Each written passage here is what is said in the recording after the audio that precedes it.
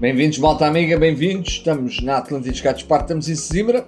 Já escureceu lá fora, mas aqui dentro faz luz. E que rica piteia eu trago esta noite para partilhar convosco e também podermos já degustar em conjunto, saber o que aí vem e falar um bocadinho sobre este quadrante, que é o quadrante da costarricenses, nomeadamente todos os híbridos que provêm dessa piteia, dessa zona da Costa Rica, que é piteia vermelha de polpa e tem outras características para além de ser só vermelha de polpa.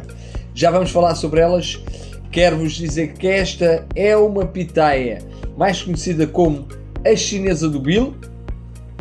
Chinesa quer dizer que provém da China, pode vir de Taiwan, mas pronto, lá o Sr. Bill, lá no Brasil, ficou assim conhecida pela chinesa do Bill, esta maravilha que eu tenho aqui nas mãos e que vamos degustar no decorrer do vídeo. Mas, entretanto, quero aproveitar para estar aqui convosco para falarmos um bocadinho destas piteias híbridas que provêm dessa forma de piteia, que é esta polpa vermelha e que tem sabores muitas vezes exóticos. Sim, exóticos porque algumas inclusive fazem lembrar flores. Parece que tens a boca cheia de flores. É curioso, não é? Mas há quem diga que a Jindu, numa fase de maturação durante o verão, sabe a flores. Eu pessoalmente gosto dela, mas também gosto de outras que se calhar até têm o sabor mais intenso que a própria Jindu. Bem, falando então aqui um bocadinho sobre porque é que os asiáticos, não todos, e não todas direcionadas netas, mas se vocês repararem, os asiáticos não se preocuparam muito com este polpa rosa. Vamos nos questionar porquê, vamos nos questionar, então, mas será alguma coisa? Em alguns quadrantes da Ásia, e vamos partir a Ásia em várias áreas, temos a área das Filipinas, e nas Filipinas encontras muita piteia rosa. Um grande abraço para o meu amigo Richard, da Three Lichen Mountains, e ali também, e noutros lugares das Filipinas, encontra-se piteias polpa branca, polpa vermelha, polpa rosa, porque as Filipinas é assim um mundo asiático mais aberto ao Ocidente, e também daí nós estarmos a falar de uma zona asiática com uma diversidade de piteia muito grande, coleções enormíssimas que se ali se encontram. Falando aqui em coleções, vamos entrar dentro daquilo que é, portanto, a Ásia bruta, a Ásia que olhou para a piteia fruta dragão, e que num vídeo futuro irei falar sobre a história da piteia e o seu povoamento nessa parte asiática, mas hoje o vídeo não se trata disso, sim falar sobre a piteia de polpa vermelha e porque é que foi tão acarinhada e ainda hoje em dia é daquelas que mais se produz para exportação. Olhando também aos países, aqui que estamos aqui a falar, não podemos esquecer a Tailândia e o próprio Vietnã, que são os dois maiores produtores mundiais. A Tailândia sendo batida pelo Vietnã anos-luz, em termos de quantidade per capita daquilo que é a produção da piteia anual versus a exportação que ali acontece, mas no Vietnã temos, talvez diria mesmo, uma quantidade de piteia branca significativa e vermelha também, porque a vermelha faz parte, como eu vos disse, do quadrante Ásia. É nesse quadrante que encontramos muita piteia de polpa vermelha, mas também em alguns países, como deixámos agora as Filipinas para trás, já vamos encontrar piteia branca e vermelha. E eles, portanto, já falámos aqui do Vietnã, já falámos da própria Tailândia, dois monstros da piteia a nível global para exportação, e depois entramos então noutros países mais ao norte da Península Asiática e encontramos a China. China é essa que também é uma grande produtora de piteia, embora a China é enormíssima, é um continente brutal que consegue povoar tão grande ou maior do que toda a América do Norte e Central, e também, quem diria mesmo, a própria Rússia. É um continente monstruoso, é um país monstruoso, enormíssimo, portanto tem milhões e milhões de pessoas que consomem a chamada fruta dragão.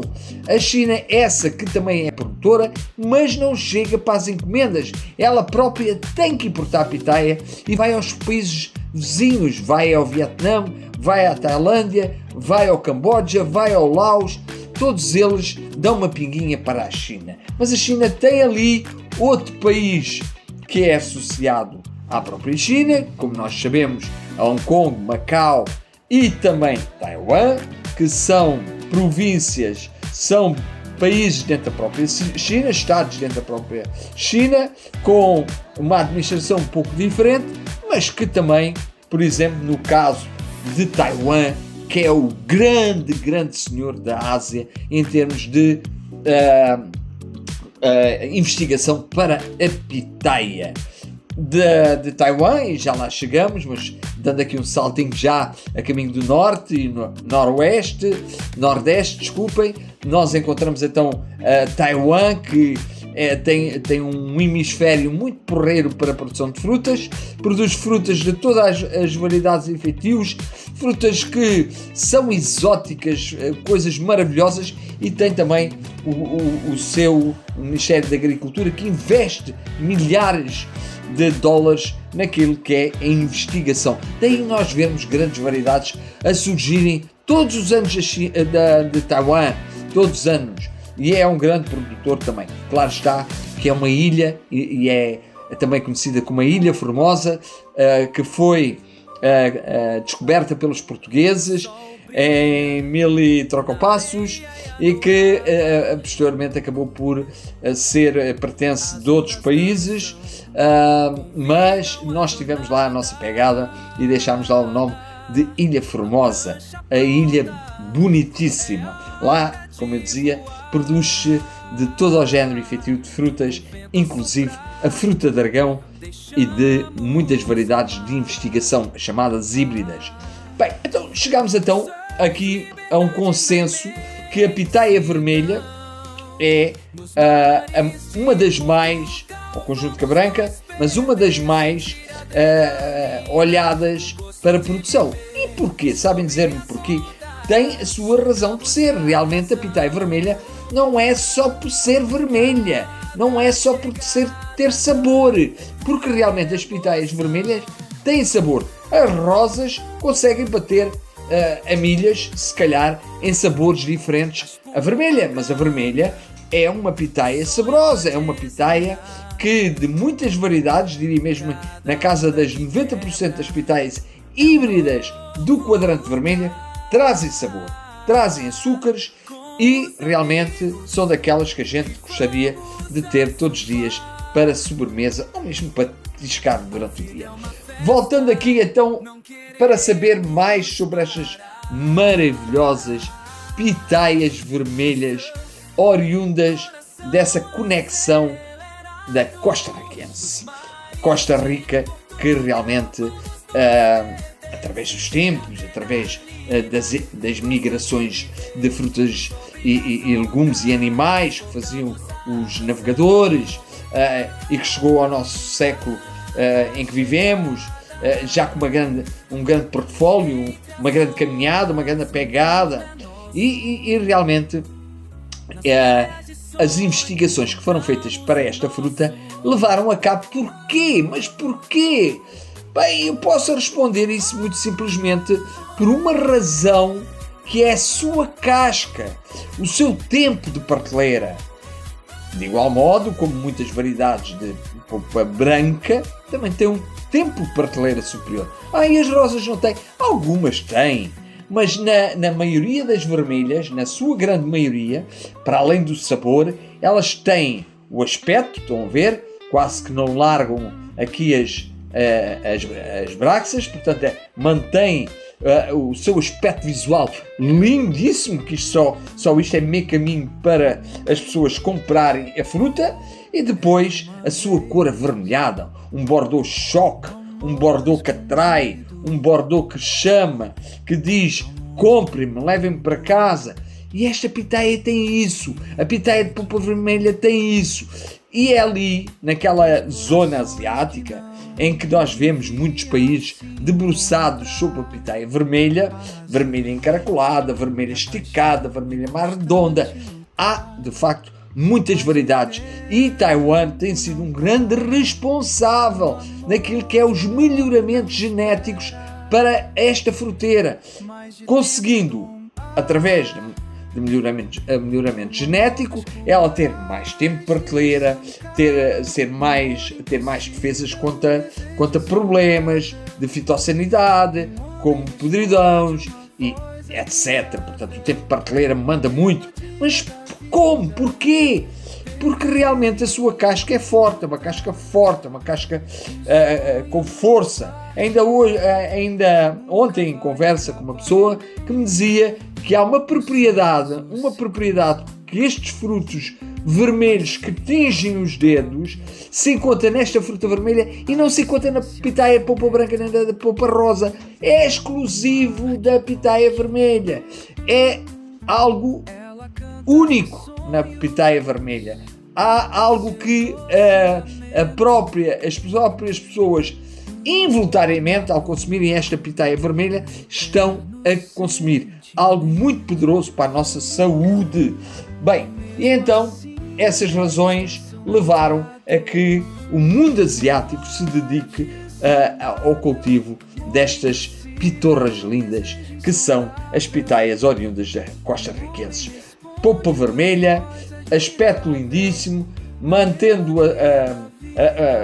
as suas caminhas até ao fim, dando aqui a oportunidade de um mercado ser atraído por este dançar de escamas. Bem, dito isto, e já passámos na história, já verificámos realmente porque é tão preferida dos asiáticos a pitaia vermelha, vamos agora à nossa degustação final do nosso vídeo, para que possamos então falar um bocadinho aqui sobre a chinesa do Bill. Eu posso pensar, o Bill foi à China, ele levou esta variedade, alguém trouxe a pitaia da China para o Bill comprou na internet uma pitaia da China, eu não sei, foi batizada realmente no Brasil como a pitaia, a chinesa do Bill. Bem, meus caros, muita conversa, sim senhor, mas está na hora. Hoje vou cortar aqui pitaia de maneira diferente, vou cortar aqui meio por meio, não vou abri-la. Estão a ver, polpa vermelha escura, bem intensificada em termos de coloração, um Bordeaux específico, um vinhedo total. Sabor, já vamos ver, porque eu vos disse que as pitaias vermelhas têm muito sabor a flores, a grande maioria delas. Vamos ver se esta também me traz esses sabores a flores. Não é que eu coma flores diariamente, não é que eu coma flores anualmente, mas gosto de as cheirar, certamente sim. Ora bem, e com o cheiro vem a degustação, porque alguém quando cheira um prato diz, cheira tão bem, e come, normalmente tem aquele sabor. Portanto, se nós cheirarmos rosas, cheira tão bem. E se formos provar uma pitaia que não tem cheiro, porque a pitaia normalmente não tem cheiro, mas quando a provarmos, se souber ao cheiro das flores, então a gente associa a flores. Vamos lá, então aqui, reparem na grossura da casca, é muito importante para a durabilidade da pitaia, uma casca rija, uma casca firme, já vai com algum estado adiantado de maturação, estão a ver o enrugamento, portanto esta pitaia está mais que no ponto. E ainda por cima agora nesta altura do inverno, só com muito azar é que a gente não tem uma pitaia boa.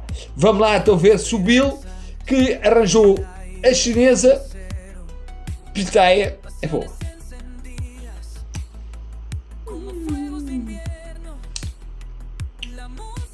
Muito saborosa, não se pode esperar aquele açúcar maluco, porque não há sol, mas muito saborosa, é doce também, quero salientar isso, a tal pigmentação que é muito boa para a nossa saúde.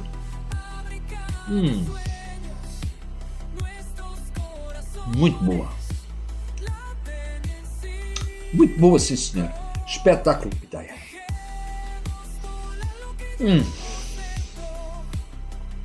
Chinesa do Bill, meus amigos. Muito boa, sim senhor. Meus caros, foi aqui uma volta pela Ásia. Estou pintado. Valeu a pena darem aqui um bocadinho comigo, porque aprendemos umas coisinhas ao passar para aquele núcleo de países. Ainda faltou de falar da Malásia, faltou de falar de Singapura.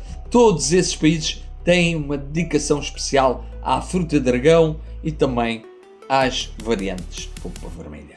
Um grande bem-aja, tivemos com a chinesa do Bill e também uma viagem à Ásia para aprender um pouco, porque eles gostam tanto de ter esta pitaia na sua coleção. Fiquem bem, um abraço a todos os mestres.